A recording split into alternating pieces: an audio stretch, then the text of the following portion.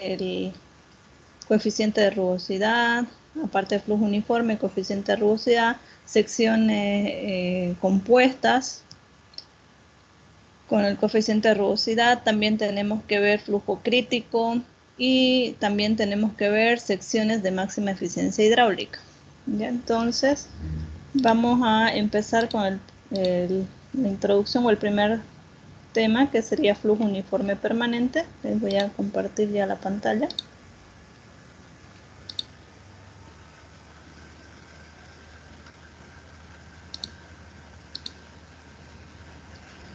Entonces podemos ver aquí flujo uniforme permanente.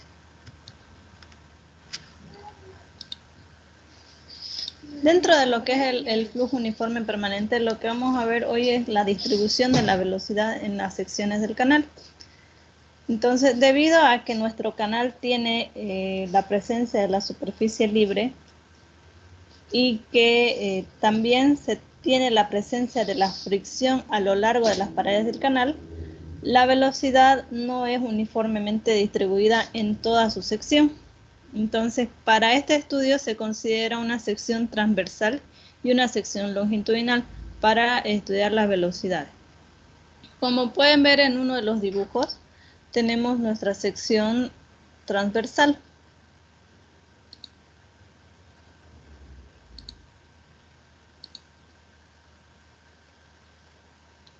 Aquí podemos ver la sección transversal y su diagrama de velocidades, su distribución de velocidad.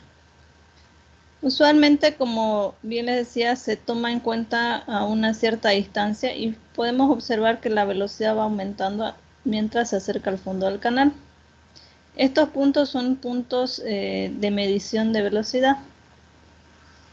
Y también tenemos nuestra sección longitudinal, en la cual vemos la variación de la velocidad vista de forma longitudinal. Entonces, la velocidad en un canal abierto no tenemos que determinar de que no es constante y tampoco es la misma en cualquier punto de la sección. O sea, si nosotros colocamos varios puntos en una misma sección, cada uno de esos puntos no tiene la misma velocidad y tampoco es constante. ¿Ya? Siempre va a variar. Por ejemplo, acá tenemos un diagrama.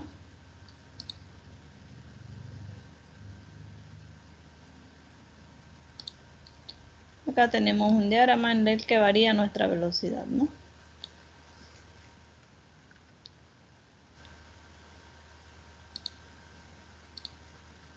Y por otro lado, acá también vemos la superficie del agua, el fondo del canal.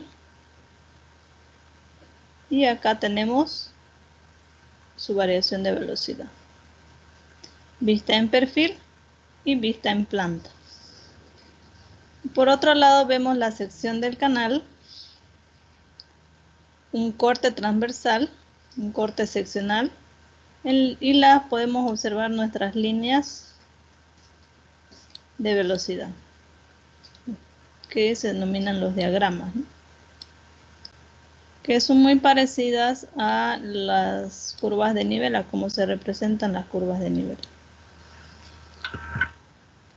Entonces, de acuerdo a lo que es la velocidad, podemos determinar la variación de esta velocidad con respecto a la profundidad. Ya hemos indicado que no es la misma a medida que va bajando la profundidad o en cualquier punto de nuestra sección transversal, hemos dicho que no es la misma velocidad. Entonces siempre vamos a tomar en cuenta este diagrama. Lo vamos a usar también para ver la parte del flujo crítico. Tenemos la velocidad y tenemos nuestra altura o profundidad. Altura de flujo o profundidad. Entonces nuestra altura de flujo o profundidad empieza desde el nivel 0, como 0 el nivel de agua, y va hacia abajo 0,2, 0,4, 0,6, 0,8 hasta el fondo del canal, dependiendo de la altura del flujo, ¿no? Y vemos nuestra variación de velocidad como una curva ascendente. Y usualmente o generalmente se lo determina como velocidad media a una altura de 0,60 o a una profundidad de 0,60 de la altura, ¿no? Entonces, a ese punto, a esa velocidad, se le denomina velocidad media, que nosotros lo que calculamos con Manning lo hacemos como velocidad media. Entonces, como que se determina la velocidad a 0,60% de h. Entonces, la velocidad, la viscosidad, la rugosidad y la forma del canal son factores que afectan al tipo de flujo. La velocidad media en la sección se determina midiendo esa velocidad a 0,60 de la profundidad en cada franja que se divide la sección. Entonces, si yo quiero hacer un estudio de la velocidad de flujo en un canal, divido en subsecciones o en franjas la sección del canal y mido a 0,60 cada uno de las franjas, ¿no? Entonces vamos a tener distintos tipos de puntos de estudio y distintos tipos de velocidad.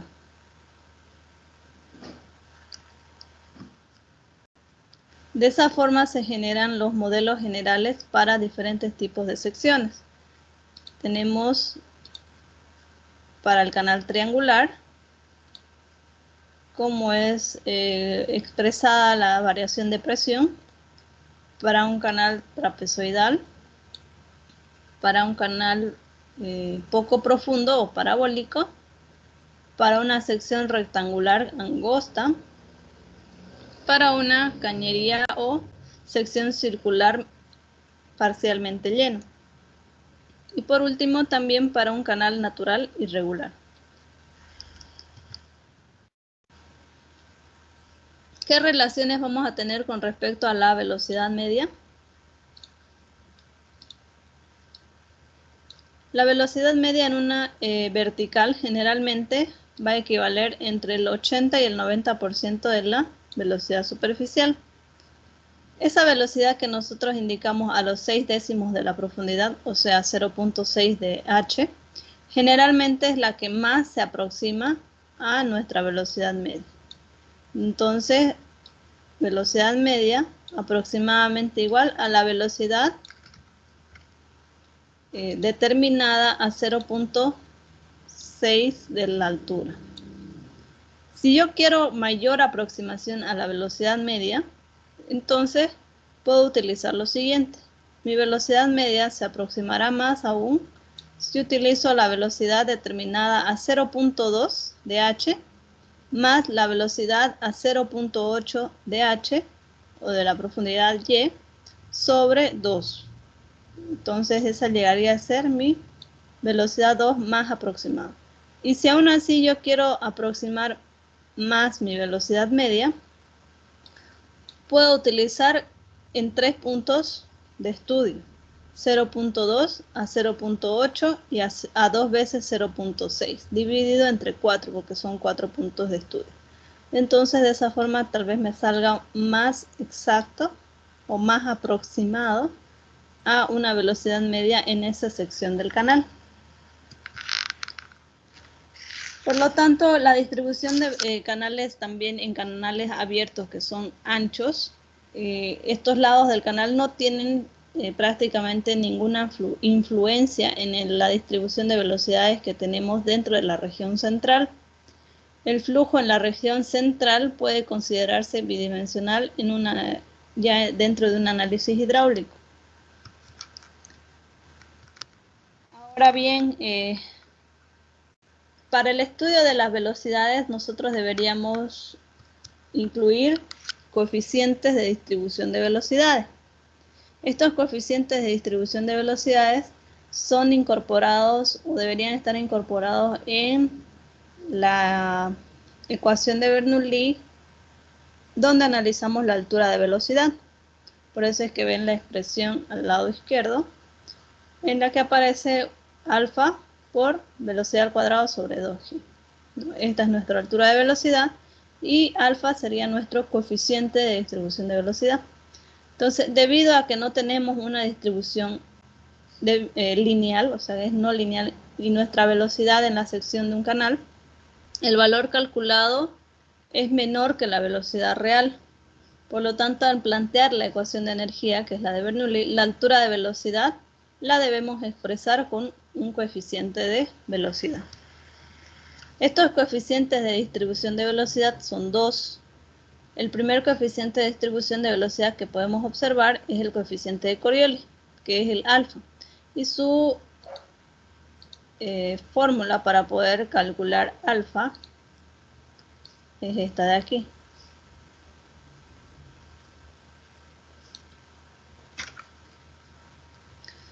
El coeficiente de Coriolis es la relación entre la energía real y la que se obtendría considerando una distribución uniforme. Esta coeficiente alfa varía entre 1.03 y 1.36 para canales prismáticos, según los ensayos experimentales. En muchos casos justificamos el uso de alfa igual a 1, muy importante, siendo un valor límite generalmente en secciones transversales de alineación recta y tamaño regular. Como usualmente nosotros las secciones que hacemos en estudio son canales prismáticos de alineación recta, las secciones transversales que tenemos de mayor uso son de alineación recta y son de tamaño regular. Tenemos el trapecio, rectángulo, triángulo.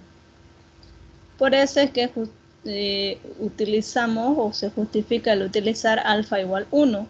Y de ese modo, como utilizamos alfa igual 1, en nuestro análisis o en la utilización de la ecuación de Bernoulli, de la ecuación de la energía, no vemos el alfa. Directamente colocamos velocidad al cuadrado sobre 2 por la gravedad.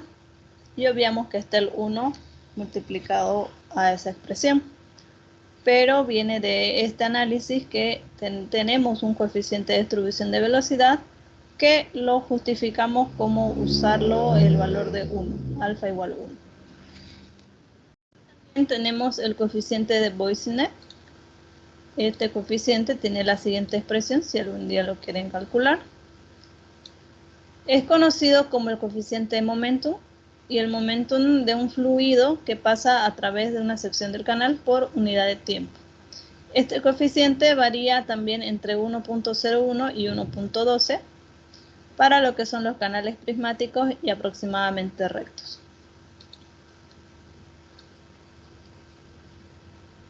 Se justifica, al igual que el anterior coeficiente de Coriolis, se justifica considerar beta igual a 1, utilizado para las secciones transversales de alineación casi recta y tamaño regular, que es lo que nosotros tenemos, ¿no?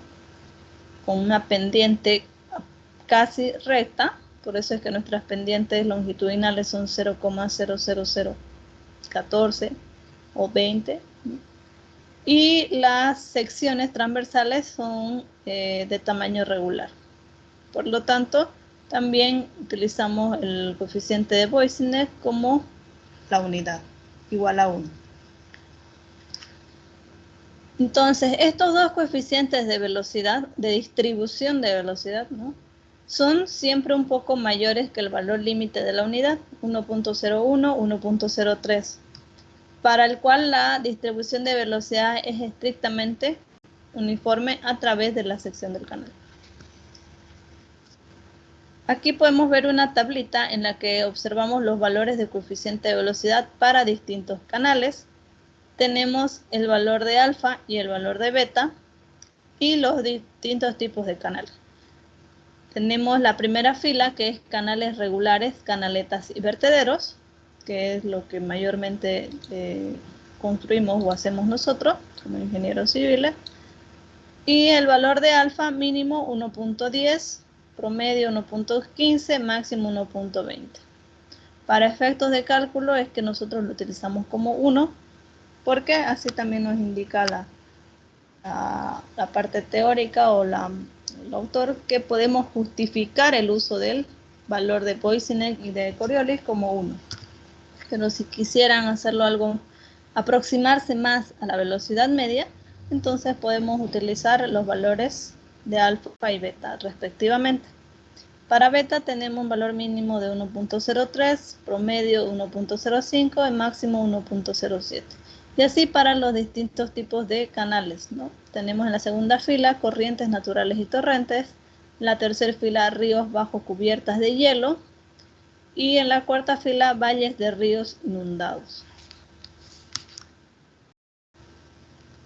Viendo ya la parte de la distribución de velocidad, también se tiene y se estudia la distribución de la presión en una sección del canal. La presión en cualquier punto de la sección de un canal con pendiente baja puede medirse por medio de la altura de la columna de agua de un tubo piezométrico instalado en cualquier punto. Nuevamente, para no tener complicaciones y propósitos prácticos, la ley hidrostática de distribución de presiones es aplicable tanto a un flujo gradualmente variado como a un flujo uniforme. Por lo tanto, a lo largo de la sección transversal del canal es igual a la distribución hidrostática de presión. Entonces, cuando vemos en una sección del canal, aquí, podemos ver en esta sección a flujo paralelo nuestra distribución de presión. Tenemos la altura piezométrica y la altura hidrostática.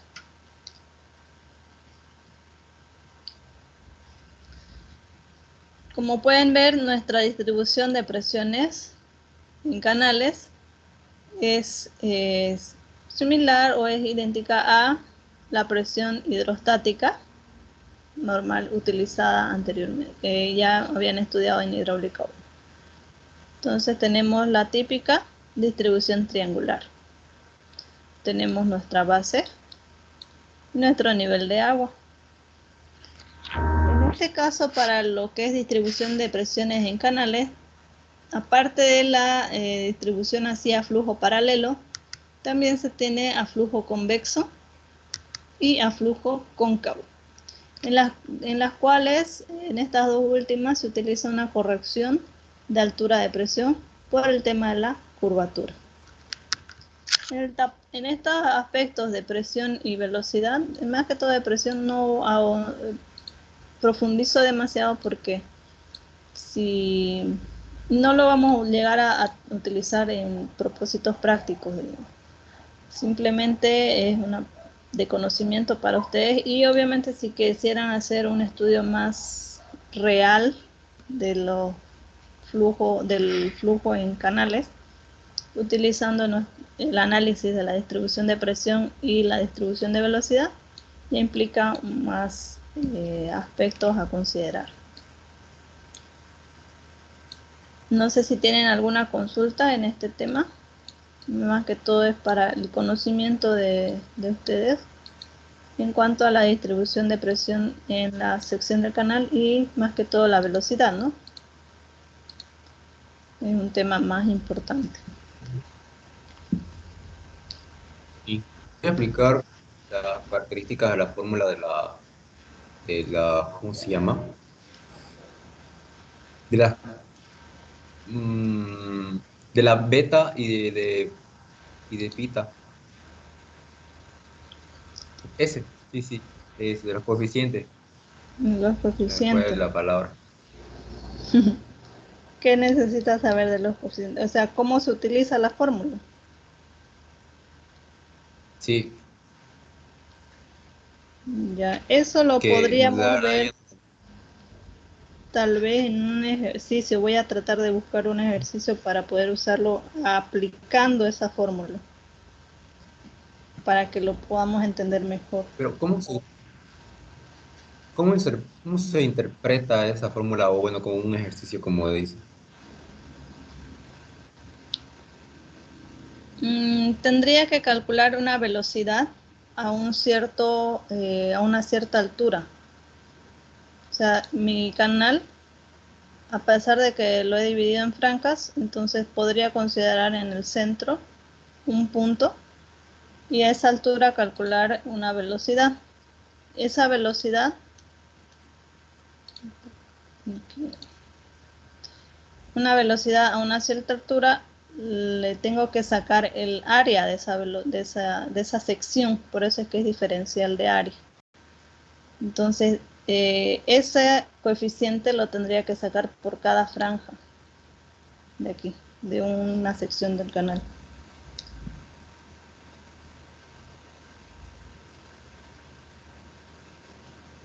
Pero eso, por eso mejor lo voy a aplicar en un ejercicio en la siguiente clase y ahí vamos a tratar de entenderlo para que no se queden con la duda, ¿no? De cómo se podría aplicar estos dos coeficientes o hallar estos dos coeficientes en una sección del canal.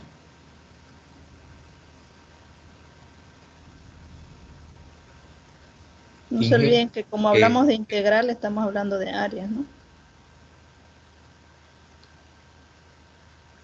en la fórmula del momento,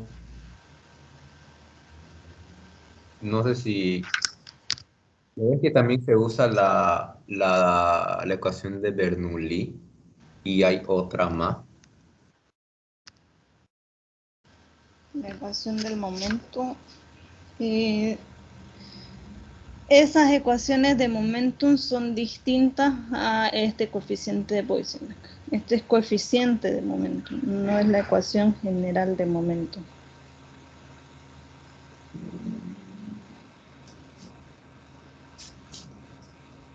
Aún no vamos a ver sus ecuaciones, solamente los coeficientes.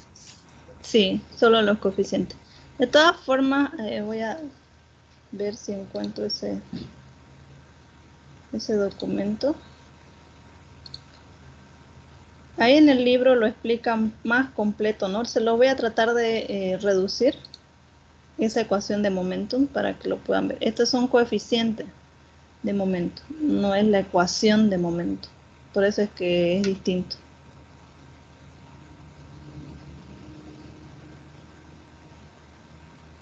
Y en las últimas diapositivas donde dijo que no íbamos a profundizar mucho, ¿no ves que hay una variable C? Es un coeficiente o variable que me permite corregir Es esta una, curvatura de flujo. ¿Y esa cómo se destaca? Ahorita se los muestro. Van a permitir un ratito.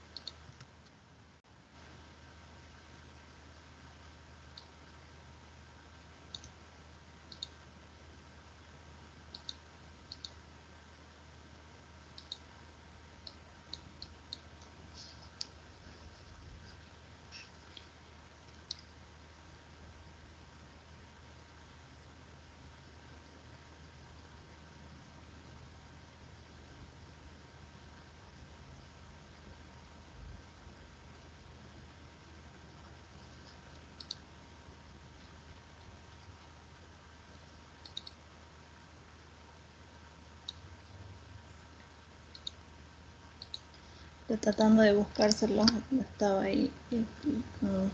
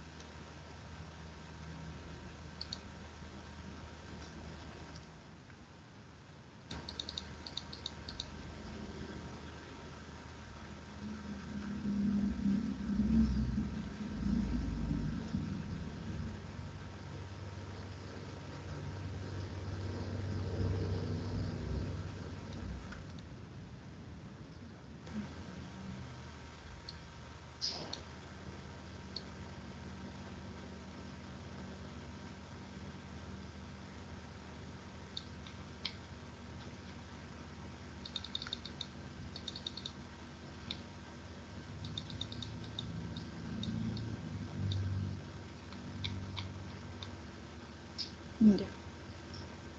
Ahorita les vuelvo a compartir la pantalla.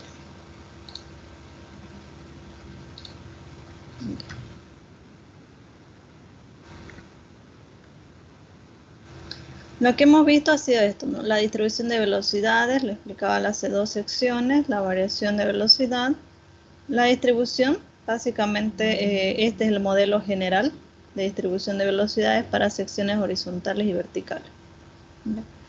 Son perfiles de velocidades y curvas.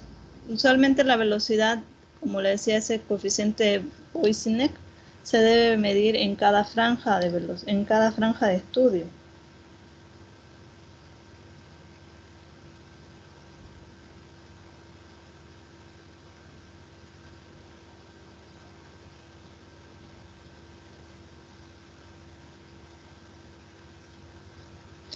Entonces, todas las relaciones las hemos visto, la distribución de canales anchos, y estos son los coeficientes.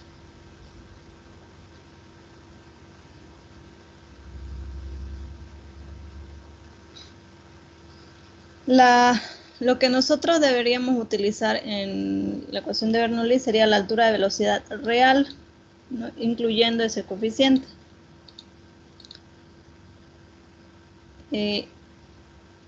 Es para una sección dada, es entre la energía real y la que se obtendría utilizando una distribución uniforme.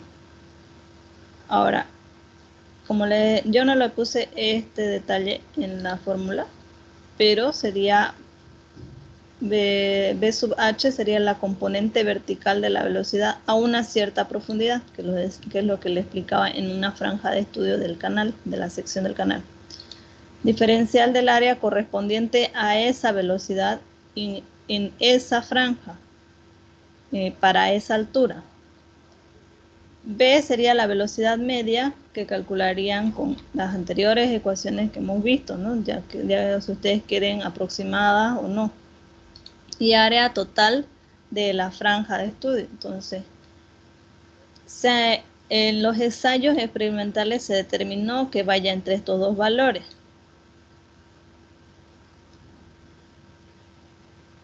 Y el uso de este coeficiente depende de la exactitud de los cálculos que ustedes quieran realizar. Por eso es que para evitar mayores complicaciones se utiliza alfa igual a 1, porque la mayoría de los canales que se diseñan son canales de sección regular y la alineación es recta. Lo mismo para el coeficiente de Coriolis. En el coeficiente de Coriolis también se tiene la componente vertical a esa altura, de la velocidad a esa altura, la diferencial de área de esa correspondiente a esa velocidad B sub h, la velocidad media, el área total, inclusive en algunos casos se utiliza densidad de flujo y el caudal.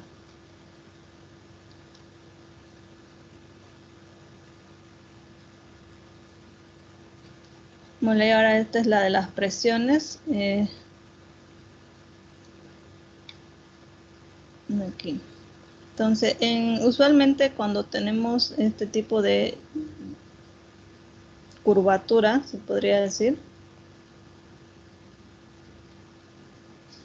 Si este tipo de curvatura en las líneas de corriente dentro del flujo, no estamos hablando del canal, dentro del flujo es sustancial, el flujo se lo denomina como un flujo curvilíneo. Y este efecto puede, de esta curvatura me puede producir algunas fuerzas centrífugas perpendiculares al flujo. Entonces las presiones como que debo tal vez hacerle una corrección a estas presiones. En ambos casos, ya sea cóncavo o convexo, esta distribución de presiones no lineal se representa por desde el punto A hasta B', en lugar de que sea recto desde A hasta B, como si fueran paralelos. Entonces, esta es la desviación de la presión aquí, en un flujo curvilíneo. Y luego la presión real. Pueden verlo acá más completo. Por ejemplo, acá, si tengo H, que es mi altura, mi profundidad de estudio, C sería esta diferencial que existe entre mi altura piezométrica y mi altura hidrostática.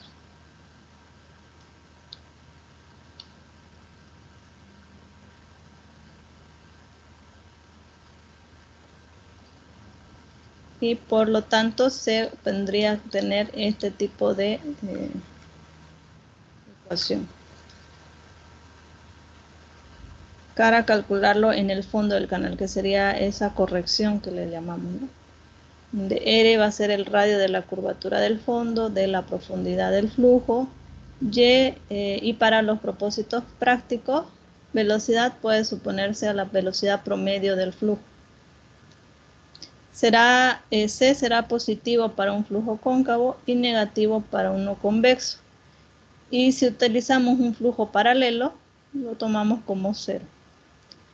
Ahora, en el diseño de flujo uniforme que vamos a hacer para el diseño de canales, lo tomamos como un flujo paralelo. Por eso es que no utilizamos este coeficiente de curvatura y no hacemos mucho énfasis en nuestra distribución de presión.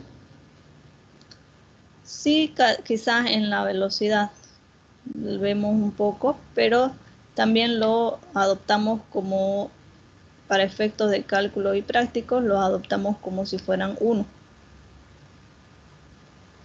Acuérdense que la parte de la hidráulica 2, que es de canales, todo es por experimento y todo es, no es algo que sea fijo. Todos son fórmulas experimentales que se han venido manejando desde hace bastantes años. Este documento de acá sí se los voy a enviar para que ustedes los puedan ver más a detalle. Aquí ya podemos ver la distribución en una sección vertical, arcos circulares. Esto sería para distribución de presiones en flujo paralelo, pero para canales que tienen pendiente alta, que es muy distinto a lo que a veces nosotros manejamos aquí en la ciudad, que son canales con pendiente mínima, ¿no? Pendiente casi 0.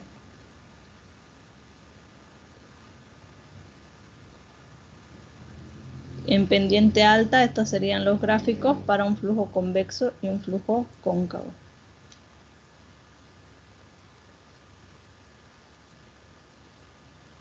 Y acá podemos ver ya la clase que nos toque ver algunos ejercicios. Vamos a ver, tratar de ver algún ejercicio utilizando esos temas de presión y velocidad.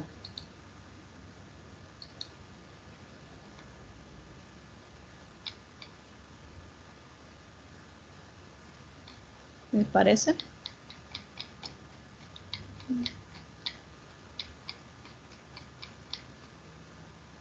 Y entonces la letra C se la suma o resta en la altura. Si yo tuviera las dos alturas, podría terminarlo con la suma,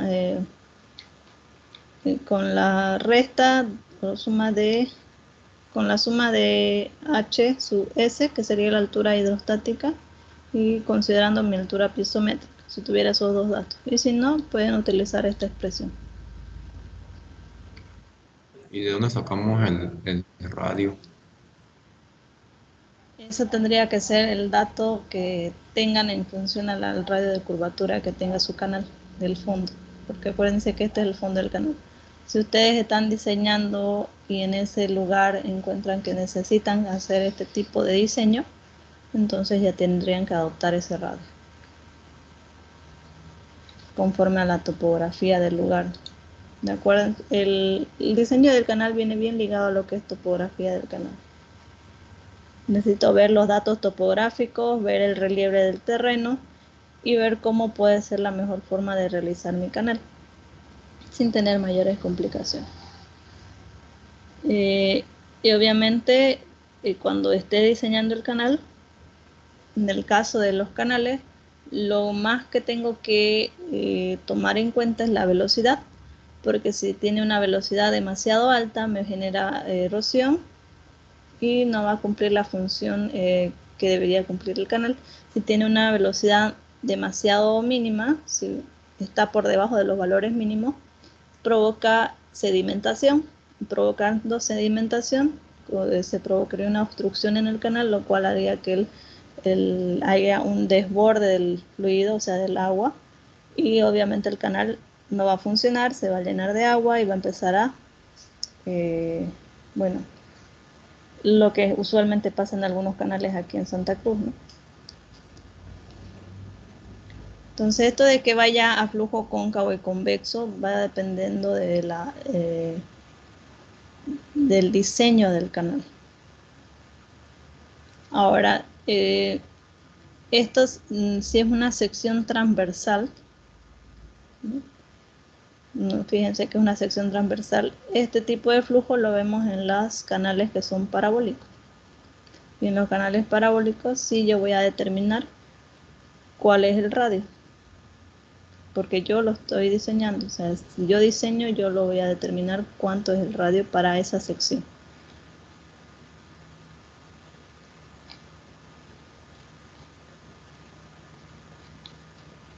Vamos a ver un flujo.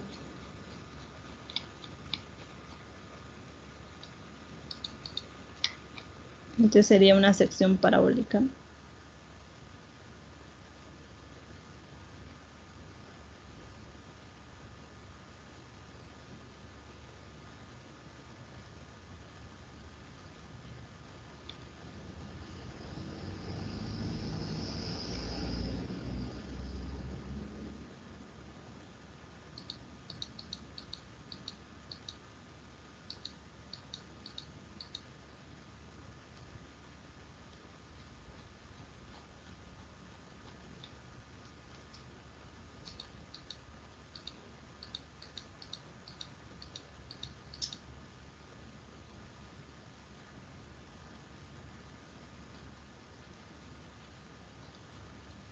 Sería ejercicio para determinar área perímetro.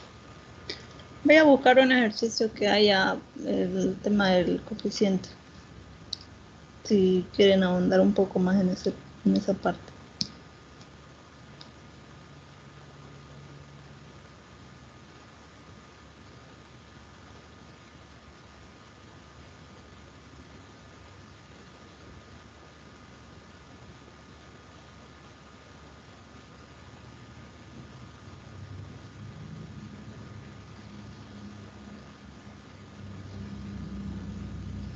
O sea, ambos coeficientes, tanto el coeficiente de Coriolis como el de Boissinex, el uso de estos dos coeficientes, como les decía, que es la parte más importante, depende de la precisión de los cálculos que quieran tener en su diseño. Pero en la gran mayoría de los casos se justifica el empleo del valor de 1 para ambos o un valor próximo a la unidad. En secciones cerradas en régimen turbulento, que es lo habitual, o en secciones abiertas de alineación recta y las que son suficientemente anchas.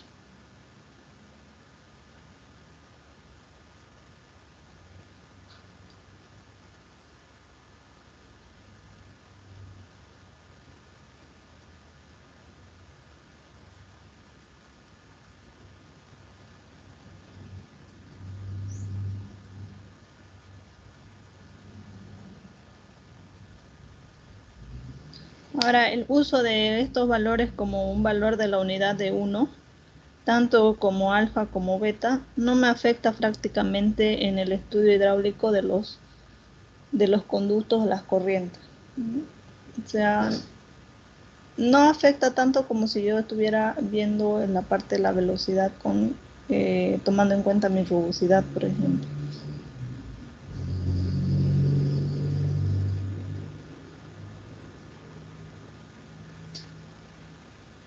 No sé si tienen alguna consulta más sobre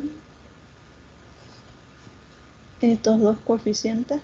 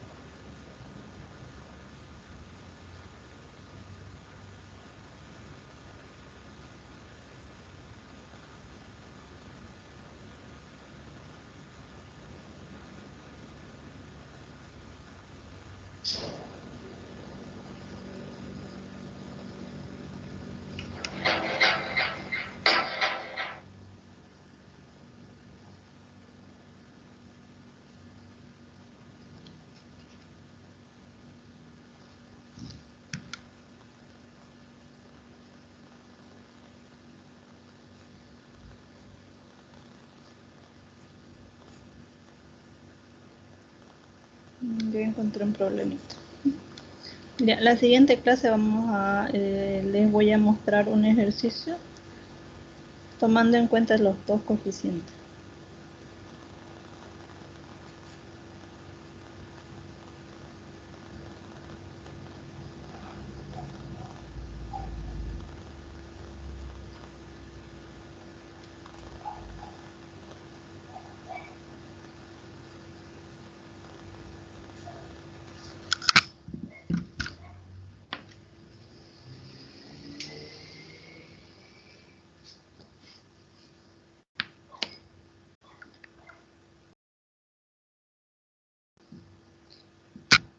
¿Qué más, chicos? ¿Alguna consulta más sobre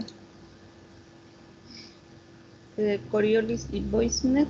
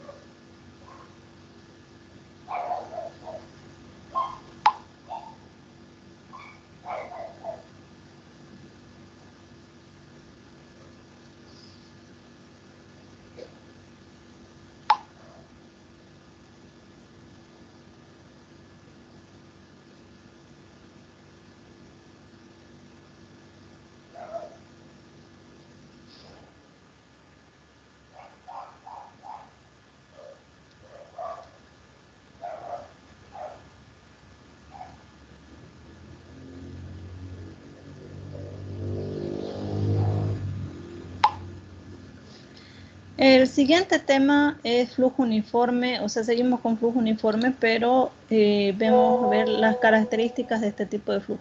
Lo que hemos visto hace rato, que era el coeficiente de Coriolis, la distribución de velocidad, todo es más que todo para conocimiento. No lo llegamos a utilizar en el diseño de flujo, porque nuestro diseño de canales va a ir en base a un flujo uniforme permanente y para canales con pendiente baja, ¿no? Y como les digo, usualmente para estos tipos de propósitos utilizamos el valor de 1 porque no llega a tener una incidencia o variación en el diseño. En el caso del flujo uniforme,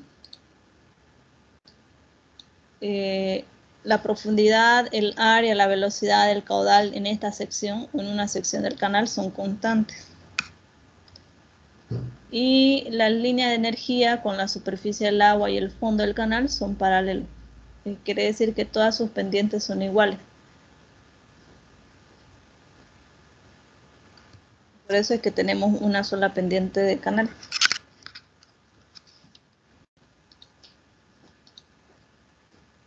En este tipo de flujo uniforme solo permanente, puesto que el flujo uniforme no permanente prácticamente es inexistente. Aún en las corrientes naturales, que son el flujo permanente o no permanente, es raro, el flujo no permanente. Y a pesar de esto, a menudo se supone un flujo uniforme, inclusive para estas corrientes naturales, y los resultados que me generan son aproximados, pero me ofrecen una solución simple y satisfactoria. Todo lo que hacemos nuestros diseños, todos no son en canales, no son resultados exactos, aunque nosotros estamos acostumbrados a obtener este tipo de resultados exactos. Para lo que es hidráulica de canales son resultados aproximados porque todas nuestras fórmulas son empíricas. Entonces, el establecimiento de este tipo de flujo ocurre en un canal abierto en el cual el agua se encuentra resistencia a medida que fluye aguas abajo. El flujo uniforme se desarrollará la resistencia si se balancea con las fuerzas gravitacionales. La magnitud de esta resistencia con las fuerzas gravitacionales depende mucho de la velocidad de flujo. Entonces, el mayor término que nosotros vemos en el caso del flujo uniforme es considerando nuestras velocidades. En el diseño de canales, ya sea diseño de canales de pasto o que sean con revestimiento o sin revestimiento, la velocidad es un papel importante. Vamos a tener valores mínimos de velocidad y valores máximos de velocidad. En un canal largo, la profundidad del flujo uniforme se la conoce también como una profundidad normal. Acá podemos ver una pendiente subcrítica que es menor a la pendiente de fondo es menor a la pendiente crítica, una pendiente crítica donde ambas pendientes son iguales y una pendiente supercrítica donde la pendiente del fondo es mayor que la pendiente crítica.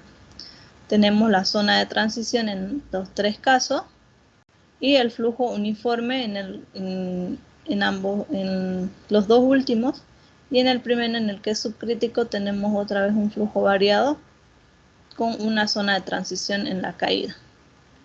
Entonces depende mucho de las pendientes, nuestro tipo de flujo cambia.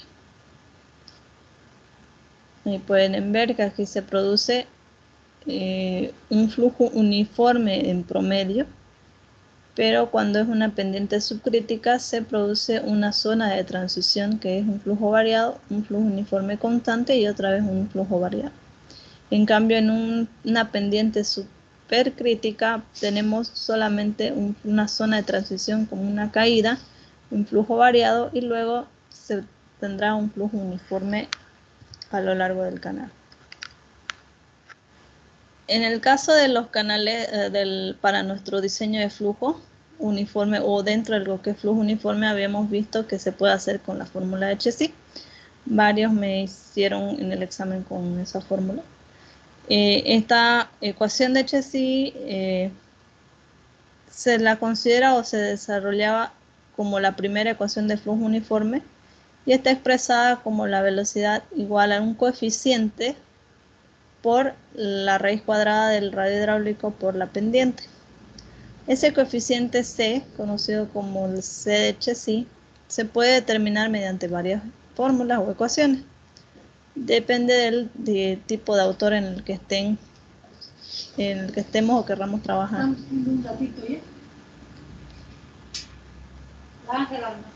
Ya. Entonces nuestra velocidad media del canal es medida en metros sobre segundos, el radio hidráulico en metros y nuestra pendiente en la línea de energía está metro sobre metro. Es el factor de resistencia al flujo, que sería nuestro coeficiente, está determinado por varios autores, como les decía. Ese coeficiente se puede determinarse con la ecuación de Gann-Wheeler y Cotter, determinarse con la ecuación de Basin o Basin, con la ecuación de Powell, con esas tres ecuaciones, ¿no? Entonces, si utilizamos la ecuación de Gann-Wheeler y Cotter, fíjense que la expresión está en base a la pendiente S, que es la línea de energía en metro sobre metro, en base al radio hidráulico y a un coeficiente N, pero que no es una coeficiente N de Manning, sino que este coeficiente de rugosidad, también denominado N, depende de la naturaleza de las paredes del canal, que le presentan unos valores de N propuestos por Orton, encontrados en la siguiente tabla. No se confundan con la N del coeficiente de Manning. Esta N utilizada en la ecuación de Gann-Wheeler y Cotter para encontrar el coeficiente C y utilizarlo en la ecuación de Chezy viene de la siguiente tabla, que está en función a la superficie del tipo de las paredes del canal y en función a las condiciones que tienen esas paredes. Si están en buen estado, si están perfectos, buenos, medianamente buenos o malos. Entonces, desde aquí ya podemos observar la incidencia que tienen las paredes del canal y su condición de las paredes del canal para que determinar mi rugosidad, y podemos ver que una vez determinando esa rugosidad entra al coeficiente del factor de resistencia, lo que va a influir en el cálculo de mi velocidad media. Es por eso que yo de inicio les decía que lo que más afecta a mi velocidad va a ser las paredes y las condiciones de las paredes del canal, el material y las condiciones que estén las paredes del canal. Lo anterior que hemos visto en los factores de distribución de velocidad es más un cálculo para ver cómo están distribuidas las velocidades dentro de mi sección de canal. Pero en el diseño de canal, lo que tengo que tomar en cuenta, más que ese factor más que los factores de Boysen y Coriolis, es mi rugosidad.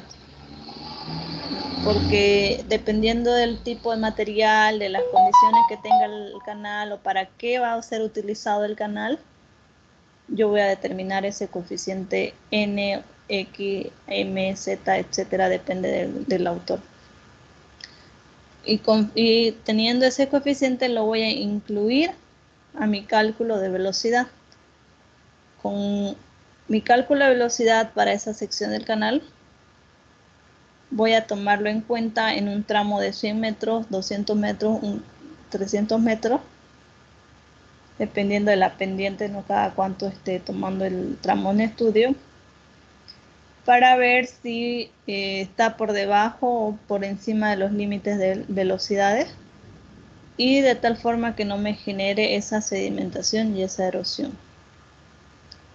Y obviamente que me sirva el canal para transportar una cierta cantidad de flujo, o sea, un caudal. Si yo estoy haciendo canales fluviales, mi caudal va a provenir de la cantidad de lluvia que exista en la ciudad. Entonces yo voy a calcular la lluvia que existe en todo el año, el máximo caudal, ¿no? El caudal máximo diario, creo, horario, en el cual veo cuál ha sido el histórico. Eso voy a avanzar en hidrología, el histórico de la cantidad de agua que genera una lluvia torrencial. Entonces, para ese tipo de caudal yo tengo que generar o rediseñar un canal que cumpla la función de desaguar el agua. Evidentemente, a eso le va a influir el tipo de material con el que construya. Lo diseñaron bien, lo construyeron bien, utilizaron el material exacto, todo. Pero ahí se van a aparecer ciertos factores cuando ya esté construido que van a hacer que el flujo del canal no sea constante, ni tampoco sea uniforme. Y por eso es que no cumple su función muchas veces y reclaman que está mal diseñado. Pero es la misma, el mismo ser humano que realiza las obstaculizaciones al flujo de canal, y el desgaste de las paredes también me va a influir en esa velocidad. En algunas zonas el canal ya empieza a salir vegetación en los laterales y eso va a influir en la rugosidad de las paredes del canal y me va a reducir la velocidad. Pero como les decía, esta ecuación de Ganguillo-Cotter tiene ese coeficiente n, que depende de la naturaleza de los canales y de la construcción. Si es tubería de hierro forjado, en qué condición está. Por acá tenemos canales y zanjas en tierra alineados y uniformes, depende de la condición en la que esté. Aquí tenemos más que para corrientes naturales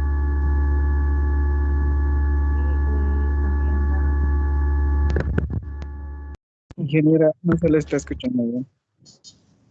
Perdón, ¿sí? Quería comentarle que tenía problemas de audio, ingeniera. Ah, ya. Ya, Gracias, ahora ya sí ya me pasó. escuchan. Luego, para calcular el coeficiente, el factor de resistencia C, tenemos otra variación en la fórmula de Gangulielli-Cotter para las que son canales con pendientes menores a 0,005. Entonces, para este tipo de pendientes menores a ese valor, puedo utilizar esta variación, o sea, esta fórmula, en lugar de utilizar la anterior.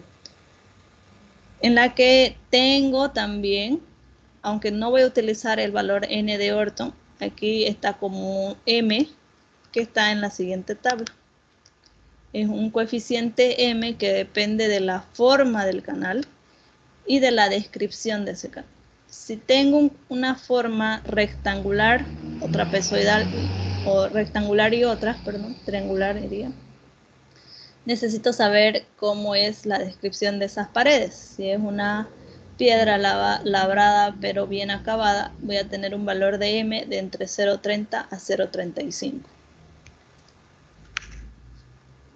Esa lo puedo utilizar para utilizarlo en esta ecuación o fórmula para el cálculo del factor C de Chessy para pendientes menores a 0,005 utilizando la fórmula de Gangulielli-Cotter. Es la diferencial de esta, ¿no? O sea, la variación.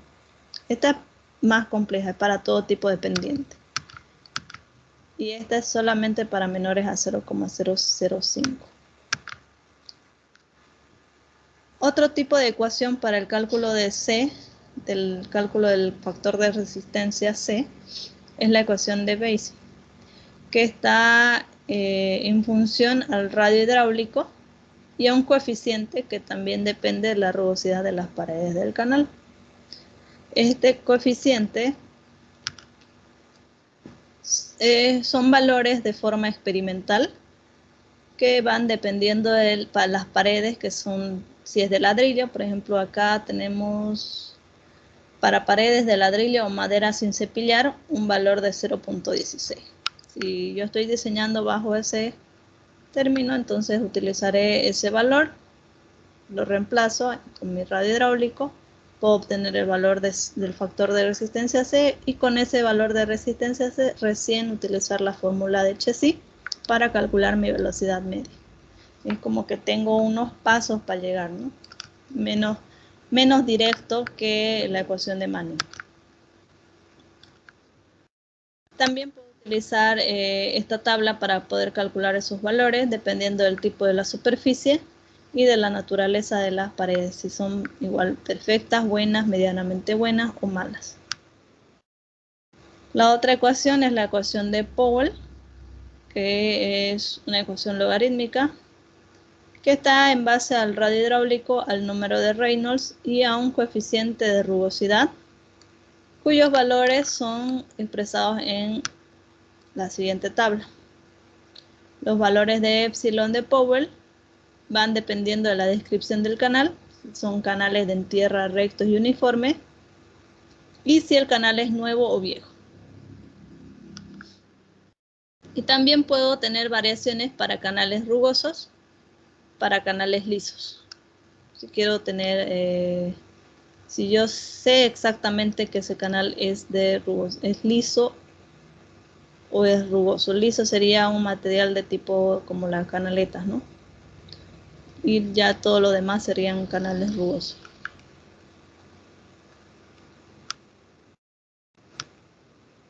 Esas serían las tablitas. Y bueno, hasta ahí serían todas las ecuaciones para poder calcular o determinar el valor del coeficiente de resistencia. Ingeniera, un favor. Sí. ¿Sí? ¿Puede retroceder la anterior diapositiva, por favor? ¿Esa? ¿Más antes o está bien esa? Sí, para anotar la fórmula, Joaquín. Ah, ya. De todas formas, terminando hoy la clase se lo voy a enviar porque este archivo es el que tiene más ecuaciones.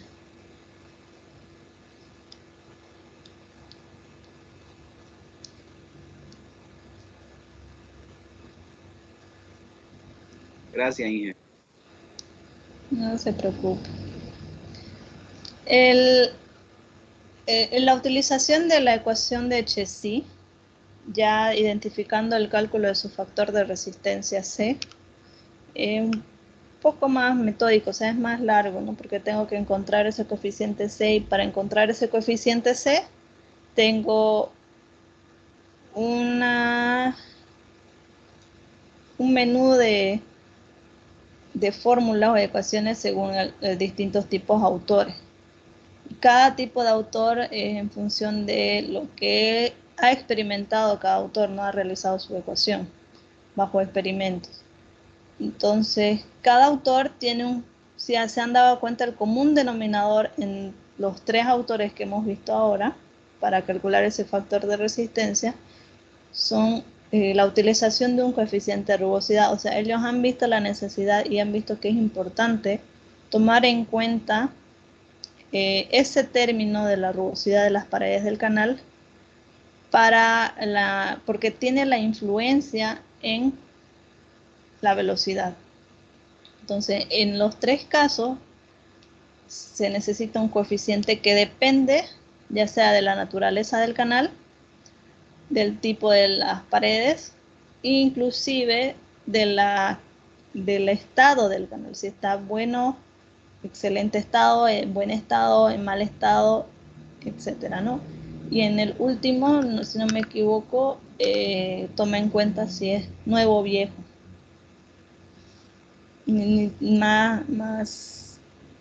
Más drástico, ¿no? O está nuevo o está viejo.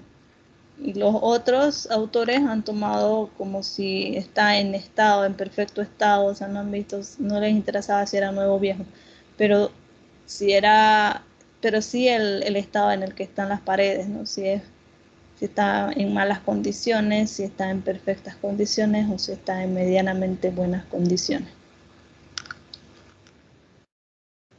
Cosa que no vemos mucho en el cálculo del coeficiente N de Manning.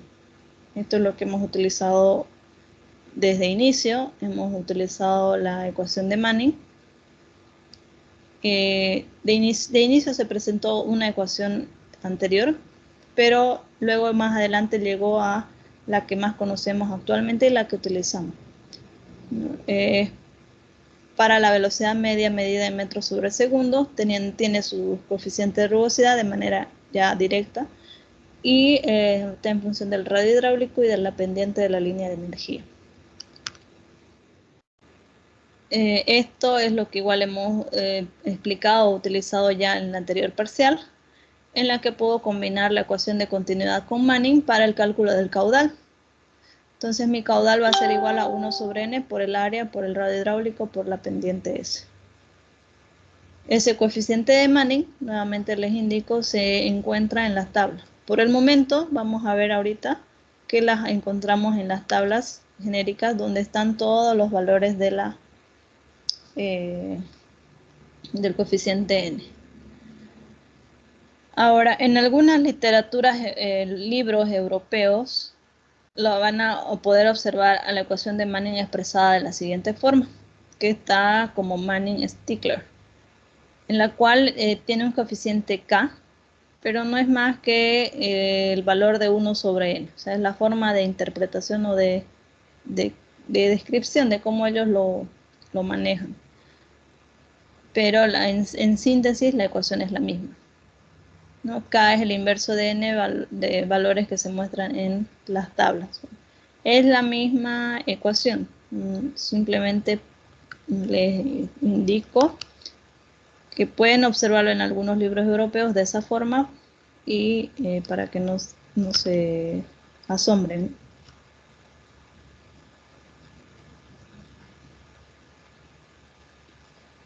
Entonces, para encontrar el coeficiente de rugosidad, se manejan bajo varios enfoques. Tenemos que entender los valores que afectan el valor de n, o sea, qué factores me puede afectar para que ese valor de n varíe. Puedo consultar a una tabla de valores comunes, que es lo que usualmente se hace, ¿no? Si puedo examinar y familiarizarme con la apariencia de algunos canales comunes y determinar el valor de n, o determinar el valor de n mediante algunos métodos empíricos y en base a la experiencia, ¿no? Ahora, ¿qué factores me afectan a este coeficiente de rugosidad? El coeficiente de rugosidad me puede afectar. Para la determinación de este coeficiente puedo yo tomar en cuenta todos estos aspectos: la rugosidad superficial, la vegetación, la irregularidad del canal, el alineamiento del canal, si existe sedimentación o socavación, si existe obstrucción, el tamaño y forma del canal, el nivel de flujo y el caudal, el cambio estacional y el material en suspensión y la carga del lecho. Entonces, todos estos factores tienen su relativa importancia en la determinación del coeficiente de rugosidad si es que yo lo quiero determinar de forma personalizada. Si no me quiero ir a las tablas que ya han generado los anteriores autores, puedo hacerlo. El siguiente personaje, Cowan, desarrolló un procedimiento para poder estimar n de forma personalizada estudiando estos factores anteriormente descritos. Entonces, en función de esos factores importantes que me influyen en encontrar o en estimar el valor de n, puedo yo estimar un valor de n personalizado para el canal que yo esté diseñando. Entonces, pueden ver acá, n sub 0 es un valor básico para un canal recto, uniforme y liso. N sub 1 me va a corregir el efecto de la rugosidad superficial. N sub 2 toma en cuenta las variaciones de forma y tamaño de la sección transversal. N sub 3 considera las obstrucciones que se generen o se vayan a generar en el canal. N sub 4 considera la vegetación y la condición de flujo del canal. Y M5 me corrige los efectos por los meandros que existiesen en el canal. Cada uno de estos términos, desde N0 hasta M5, los tengo ya determinados, desarrollados por Cowan en tablas. Ejemplo, para N0, aquí pueden ver la condición del canal, material involucrado, si es tierra, corte en roca, grava, etc. Y los valores de N0 a la derecha. Para N1 tengo el grado de irregularidad, si es suave, menor, moderado, severo, y los valores de N1 respectivamente. Para el tema de las variaciones de sección transversal, si son gradual, si son ocasionales o si son frecuentes. N2 tiene los distintos valores. Para el efecto relativo de que se generan las obstrucciones, tengo si es una obstrucción insignificante, si es menor, si es una obstrucción o se generará una obstrucción apreciable o severa, tengo un valor de N3. Y considerando la vegetación, si esta vegetación es baja o será baja o es media, alta, muy alta, en cuestión de densidad de vegetación, tengo los valores de N4. Y para el corregimiento de los efectos de los meandros, si es apreciable, menor o severo, tengo los valores de M5. Entonces, en base a esta tabla, yo puedo determinar mi valor de N o estimar el valor de N. Aquí tenemos más desglosados los valores de N1 hasta M5, ¿no? Si para los valores de N1 tenemos menor para canales artificiales dragados, con taludes laterales, moderado para los que son pocamente dragados, severo se denomina para las causas naturales en que haya derrumbamiento.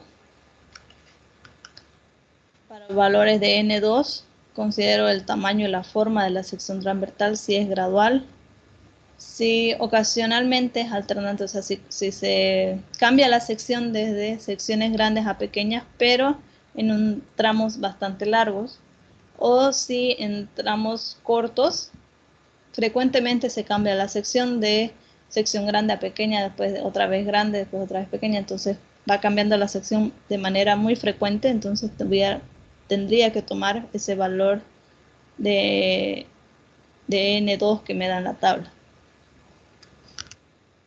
En el caso del N3, tendría que tomar en cuenta las obstrucciones, como los depósitos de basura.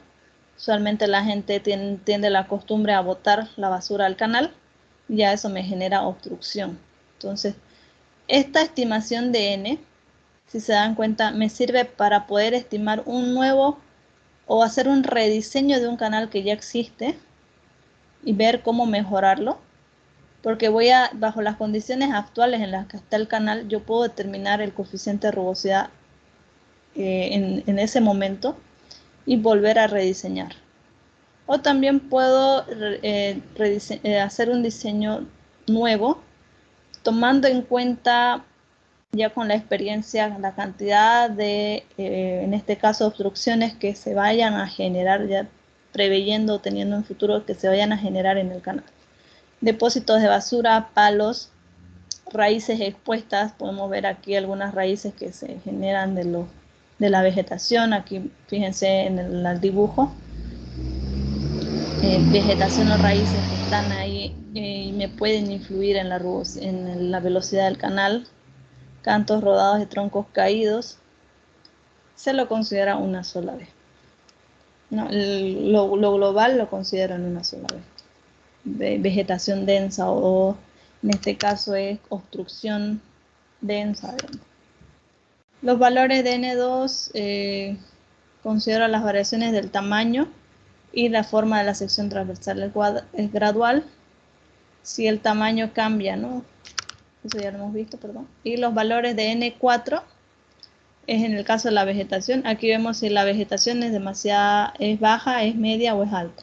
Considero que es baja cuando tengo crecimientos densos de pastos pequeños, cortos y plantas que son flexibles, plantas jóvenes. Yo considero que es un grado de vegetación medio cuando es un césped denso, pastos con tallo que son bastante moderados y crecimiento de matorrales. Y se considera un grado de vegetación alto para los prados de césped, sauces o plantas que son ya con troncos más establecidos, ¿no? Me serviría bastante en el caso de que yo estuviera haciendo un diseño en un canal de tierra para irrigación, ¿no? Para riego. Y por último, los valores de M5 que que es para determinar los grados de los efectos por los meandros. Depende mucho de la relación que exista entre la longitud de meandros y la longitud del tramo recto de estudio. Estos se consideran menores para relaciones de 1 a 1,2, apreciables para relaciones de 1,2 a 1,5 y severos para relaciones de 1,5 a mayor. Esto depende de la longitud que se tenga del meandro con la longitud recta que exista en el canal. No hago la división de ambas longitudes. Hasta ahí tenemos esa parte. Antes que termine la clase en un minutito, no sé si tienen alguna consulta. El siguiente clase, el día martes, lo voy a volver a explicar si es que tuvieran alguna consulta sobre este tema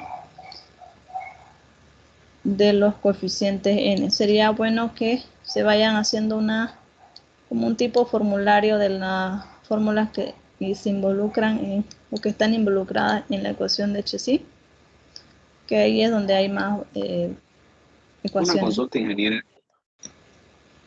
Dígame. ¿En el examen no va a poder permitir ingresar formulario o no? Sí. Yo creo que ya este examen va a ser presencial. Sí, por eso le preguntaba. Sí, van a poder entrar con su formulario. Debidamente revisado, ¿sí, no?